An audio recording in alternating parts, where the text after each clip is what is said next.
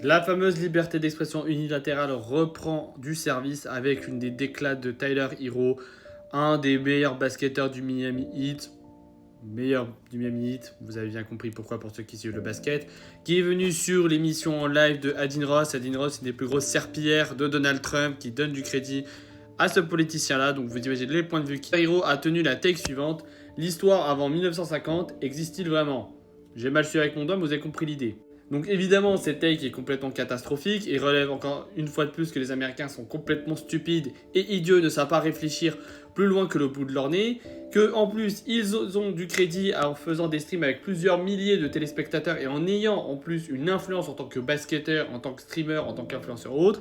Ce n'est pas la première fois qu'on ait un athlète américain qui tient des propos aussi catastrophiques. Rappelons-nous qu'en NFL, on a eu Nick Bosa et Josh Allen qui sont des grands soutiens de la MAGA et de Donald Trump.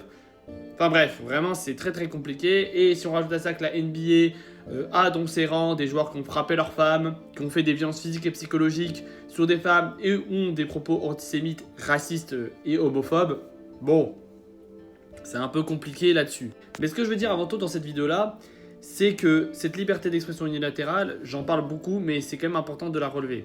Malheureusement, on essaye trop de nous dire une mentalité de « faut pas parler politique, faut rien dire de politique ». Faut rien dénoncer, faut rester neutre.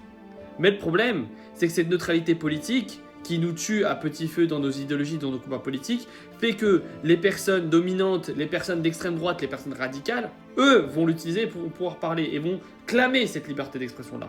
Donc la question qui se pose, et ça c'est un sujet basique que je vais aborder, c'est qu'il faut reprendre cette liberté d'expression-là et mettre la honte sur les personnes qui tiennent des propos pareils.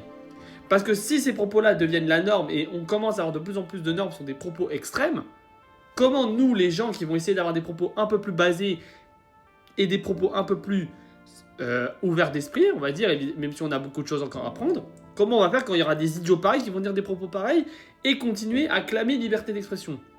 Donc pour moi, cette neutralité politique-là et cette neutralité de liberté d'expression, faut la casser. Il faut remettre la honte sur les fachos et les conservateurs qui ont des propos aussi éclatés et qui ont en plus un pouvoir d'influence qu'ils ont plus puissant que nous. Et nous, utiliser ce pouvoir-là pour parler de vraies choses. Donc arrêtons d'être neutres, arrêtons de garder nos propos dans nos têtes et disons la vérité sur ces gens-là qui sont des ignobles crétins, qui sont stupides. Dénonçons les racistes, dénonçons les fachos, dénonçons les personnes qui font des discriminations parce que c'est eux d'ici 2-3 ans qui risquent potentiellement de nous diriger en France et même à l'international. Nous continuons à dénoncer ces propos-là car ce n'est plus possible.